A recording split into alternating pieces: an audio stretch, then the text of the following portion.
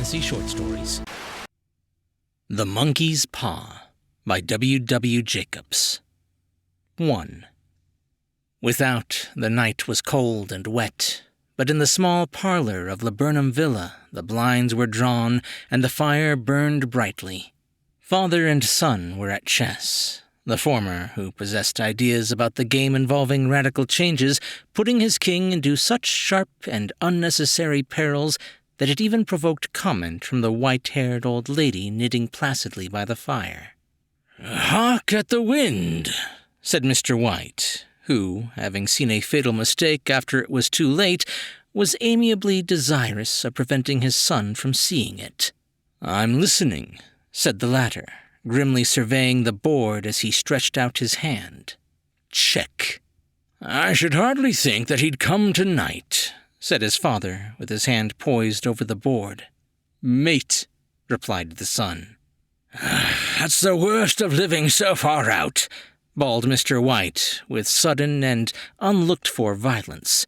"Of all the beastly, slushy, out-of-the-way places to live in, this is the worst. Pathway's a bog, and the road's a torrent. I don't know what people are thinking about. I suppose because only 2 houses in the road are lit, they think it doesn't matter." "Never mind, dear," said his wife soothingly. "Perhaps you'll win the next one."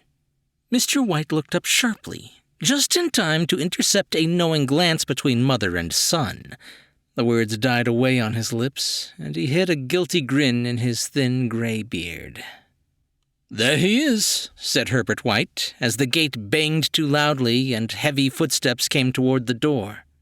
The old man rose with hospitable haste, and opening the door, was heard condoling with the new arrival.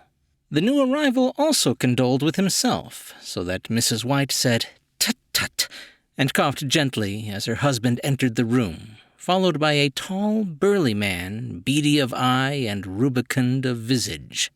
"Sergeant Major Morris," he said, introducing himself. The sergeant major shook hands, and taking the proffered seat by the fire, watched contentedly while his host got out whiskey and tumblers and stood a small copper kettle on the fire.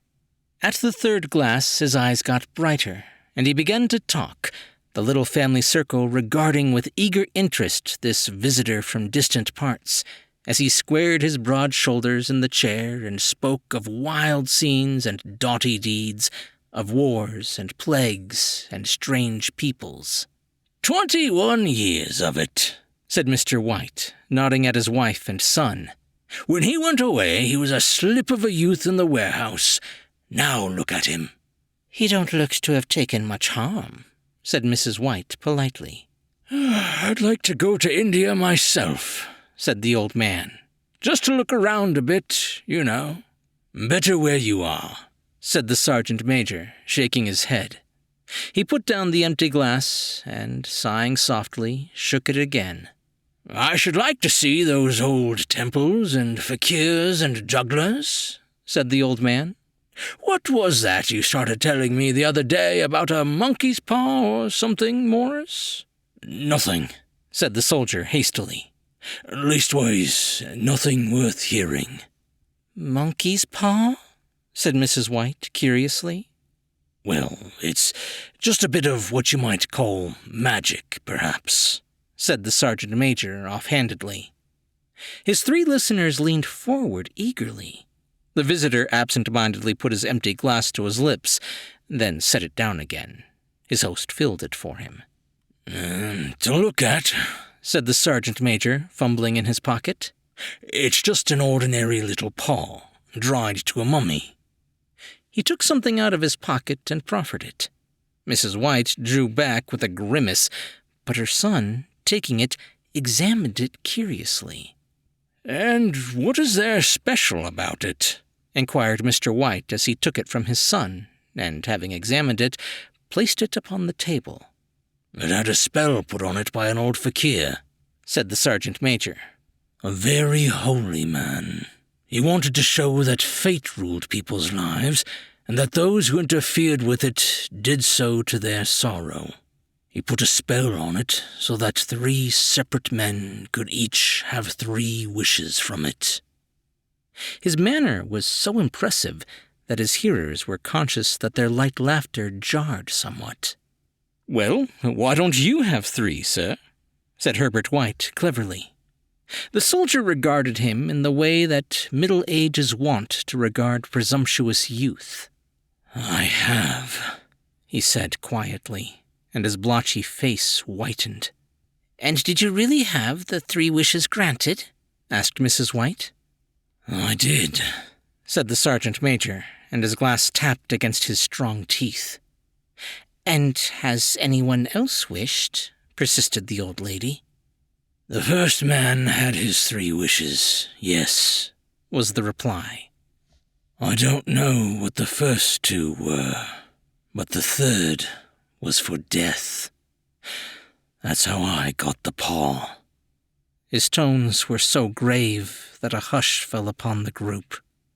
"If you've had your 3 wishes, it is no good to you now, then, Morris," said the old man at last. "What do you keep it for?" The soldier shook his head. "Fancy, I suppose," he said slowly.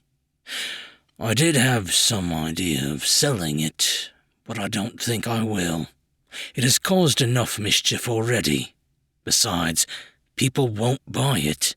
They think it's a fairy tale, some of them, and those who do think anything of it want to try it first and pay me afterward." "If you could have another 3 wishes," said the old man, eyeing him keenly, "would you have them?" "I don't know," said the other. "I don't know." He took the paw, and, dangling it between his forefinger and thumb, suddenly threw it upon the fire. White, with a slight cry, stooped down and snatched it off. "Better let it burn," said the soldier solemnly. "If you don't want it, Morris," said the other, "give it to me." "I won't," said his friend doggedly. "I threw it on the fire. If you keep it, don't blame me for what happens. Pitch it on the fire again like a sensible man." The other shook his head and examined his new possession closely. "How do you do it?" he inquired. "Hold it up in your right hand and wish aloud," said the sergeant major.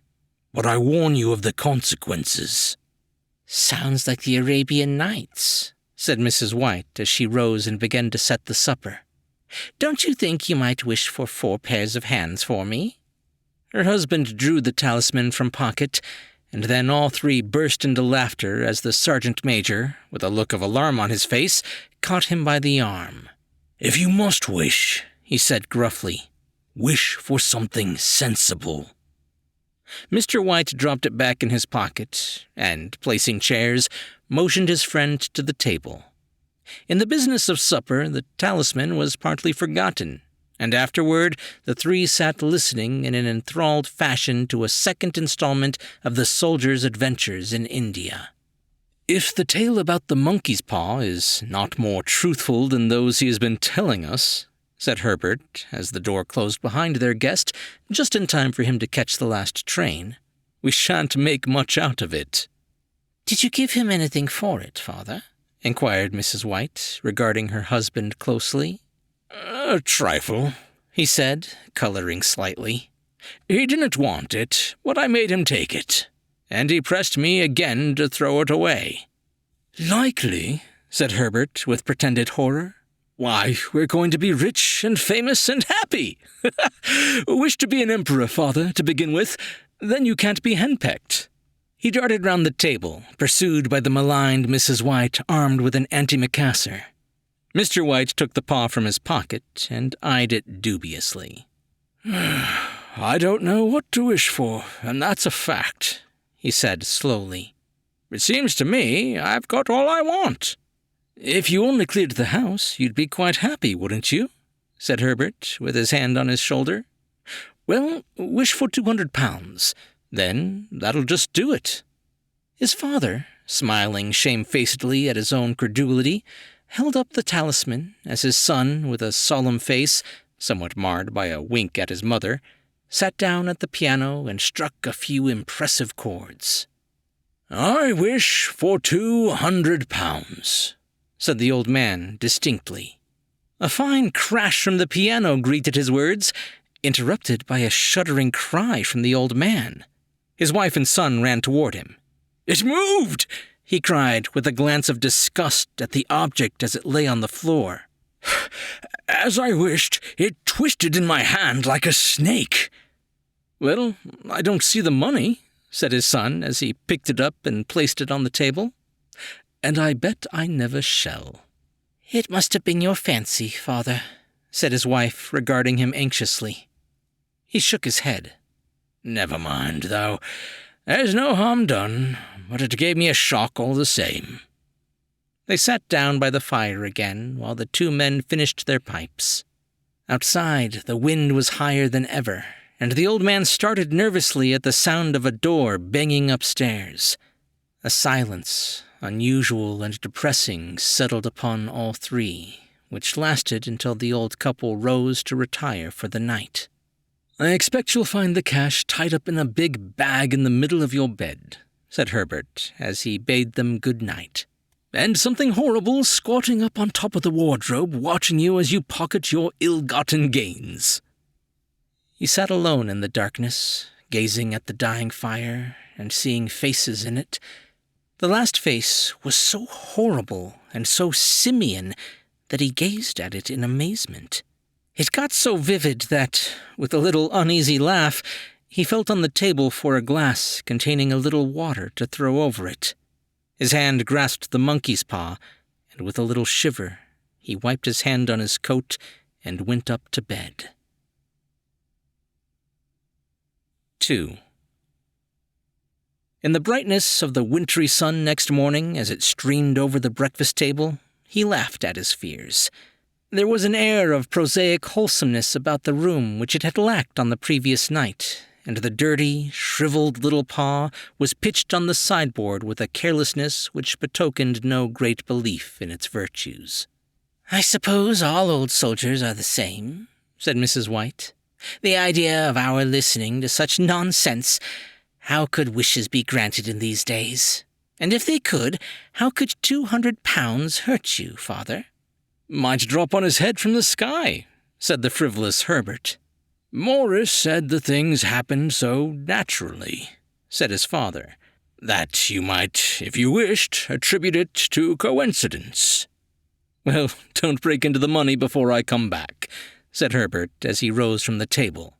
"I'm afraid it'll turn you into a mean, avaricious man, and we shall have to disown you."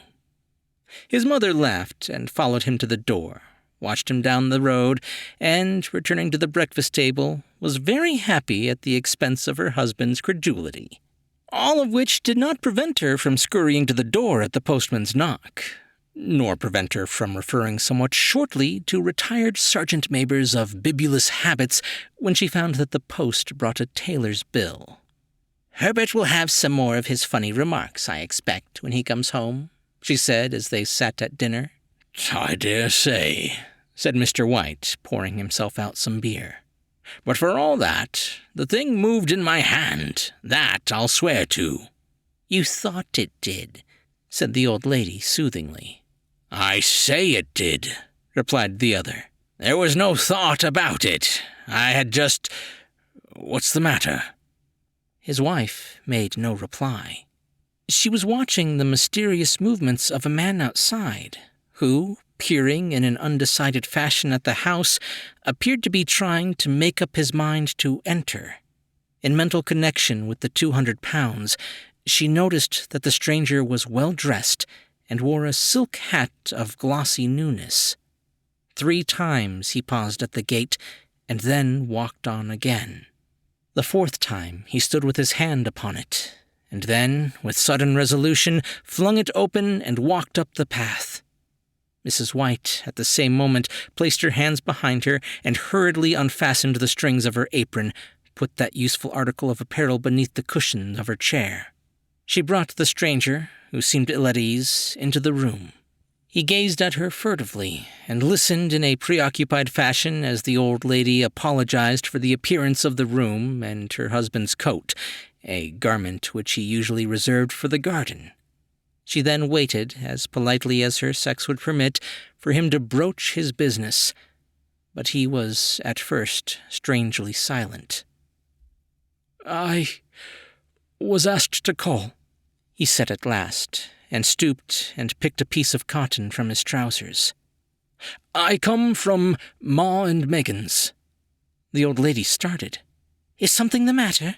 she asked breathlessly. "Has something happened to Herbert? What is it? What is it?" Her husband interposed. There, mother," he said hastily. "Sit down and don't jump to conclusions. You've not brought bad news, I'm sure, sir." And he eyed the other wistfully. "I'm sorry," began the visitor.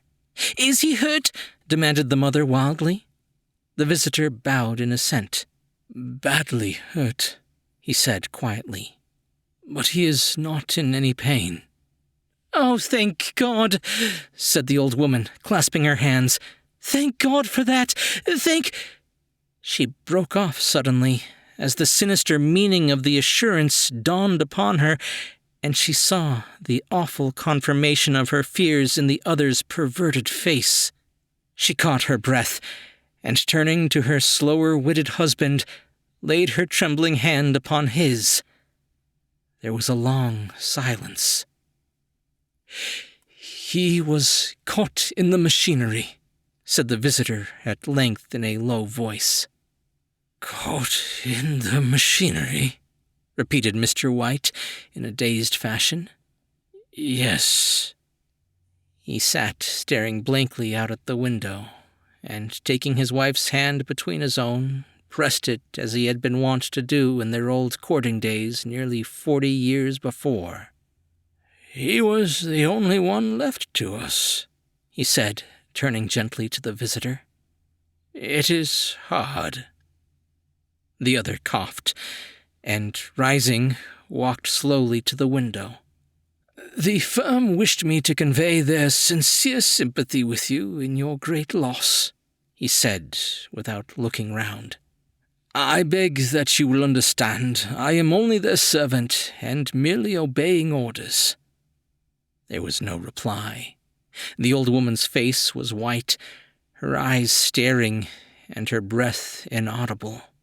On the husband's face was a look such that his friend the sergeant might have carried into his first action. "I was to say that Ma and Megan's disclaim all responsibility," continued the other. "They admit no liability at all, but in consideration of your son's services, they wish to present you with a certain sum as compensation." Mr. White dropped his wife's hand, and, rising to his feet, gazed with a look of horror at his visitor. His dry lips shaped the words, "How much?" £200, was the answer. Unconscious of his wife's shriek, the old man smiled faintly, put out his hands like a sightless man, and dropped, a senseless heap, to the floor. 3. In the huge new cemetery, some 2 miles distant, the old people buried their dead and came back to a house steeped in shadow and silence. It was all over so quickly that at first they could hardly realize it, and remained in a state of expectation as though of something else to happen, something else which was to lighten this load, too heavy for old hearts to bear. But the days passed, and expectations gave place to resignation, the hopeless resignation of the old, sometimes miscalled apathy. Sometimes they hardly exchanged a word, for now they had nothing to talk about, and their days were long to weariness. It was about a week after that the old man, walking suddenly in the night, stretched out his hand and found himself alone. The room was in darkness, and the sound of subdued weeping came from the window. He raised himself in bed and listened. "Come back," he said tenderly. "You will be cold." "It is colder for my son," said the old woman, and wept afresh. The sound of her sobs died away on his ears. The bed was warm, and his eyes heavy with sleep. He dozed fitfully, and then slept until a sudden, wild cry from his wife awoke him with a start. "The paw!" she cried wildly. "The monkey's paw!" He started up in alarm. Where is it? What's the matter?" She came stumbling across the room toward him. "I want it," she said quietly. "You've not destroyed it?" "It's in the parlor on the bracket," he replied, marveling. "Why?" She cried and laughed together, and, bending over, kissed his cheek. "I only just thought of it," she said hysterically. "Why didn't I think of it before? Why didn't you think of it?" "Think of what?" he questioned. "The other 2 wishes," she replied rapidly. "We've only had one." "Was not that enough?" he demanded fiercely. "No," she cried triumphantly. "We'll have one more. Go down and get it quickly and wish our boy alive again." The man sat up in bed and flung the bedclothes from his quaking limbs. "Good God, you are mad!" he cried, aghast. "Get it," she panted. "Get it quickly and wish... Oh, my boy, my boy!" Her husband struck a match and lit the candle. "Get back to bed," he said unsteadily. "You don't know what you are saying." "We had the first wish granted," said the old woman feverishly. "Why not the second?" "A coincidence," stammered the old man. "Go and get it and wish," cried his wife, quivering with excitement. The old man turned and regarded her, and his voice shook. "He has been dead 10 days, and besides, I would not tell you else, but I could only recognize him by his clothing. If he was too terrible for you to see then, how now?" "Bring him back," cried the old woman, and dragged him toward the door. "Do you think I fear the child I have nursed?" He went down in the darkness and felt his way to the parlor, and then to the mantelpiece. The talisman was in its place, and a horrible fear that the unspoken wish might bring his mutilated son before him ere he could escape from the room seized upon him, and he caught his breath as he found that he had lost the direction of the door. His brow cold with sweat, he felt his way round the table and groped along the wall until he found himself in the small passage with the unwholesome thing in his hand. Even his wife's face seemed changed as he entered the room. It was white and expectant, and to his fears seemed to have an unnatural look upon it. He was afraid of her. "Wish!" she cried in a strong voice. "It is foolish and wicked," he faltered. "Wish!" repeated his wife. He raised his hand. "I wish my son alive again."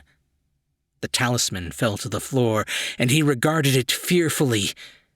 Then he sank trembling into a chair as the old woman, with burning eyes, walked to the window and raised the blind. He sat until he was chilled with the cold, glancing occasionally at the figure of the old woman peering through the window.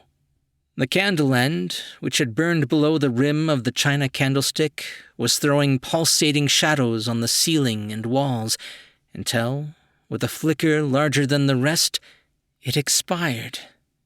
The old man, with an unspeakable sense of relief at the failure of the talisman, crept back to his bed, and a minute or two afterward, the old woman came silently and apathetically beside him. Neither spoke, but lay silently listening to the ticking of the clock. A stair creaked, and a squeaky mouse scurried noisily through the wall. The darkness was oppressive, and after lying for some time, screwing up his courage, he took the box of matches, and striking one, went downstairs for a candle.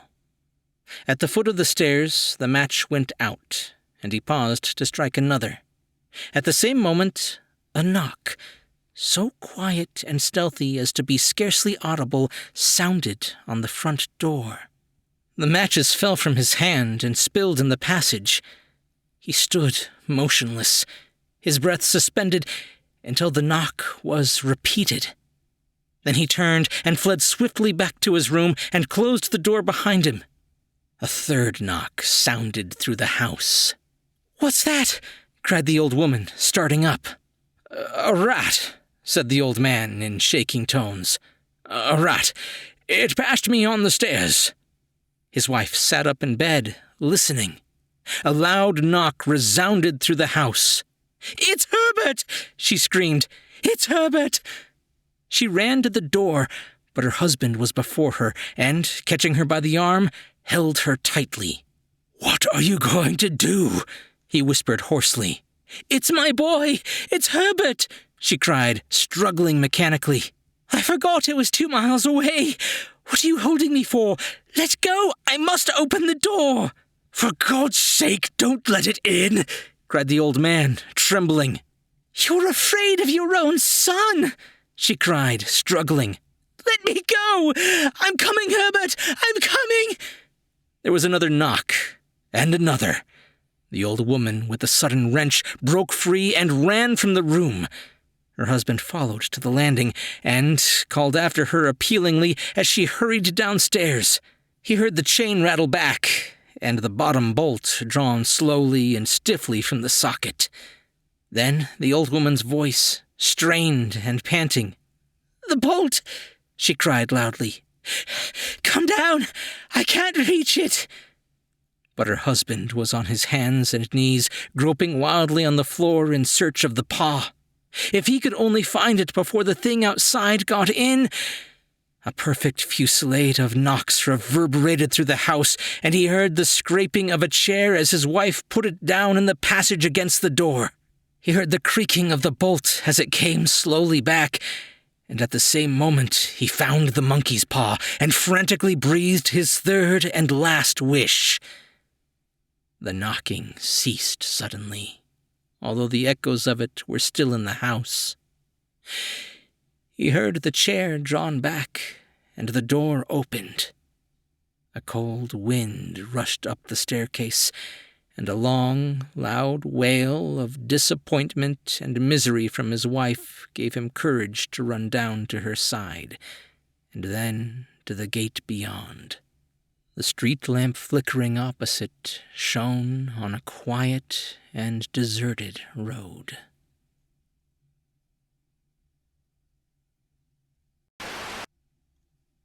Hey guys, happy Halloween. I hope you enjoyed that story.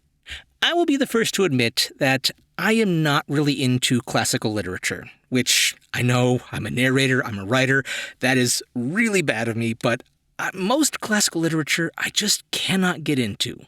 Horror, on the other hand, is a little bit of a gray area. Several years ago, I narrated Dagon by H.P. Lovecraft, and I got a big kick out of it. I've always kind of liked his work. It's very trippy. But another story that I've never actually read and always wanted to was The Monkey's Paw. And since this year Halloween happened to land on a Friday, I decided to go ahead and pull it up, see if it was any good, and narrate it. I was actually pleasantly surprised, so I hope you guys liked it as well. But I hope you all have a great Halloween, stay safe out there, and have lots of fun. And, of course, lots of candy.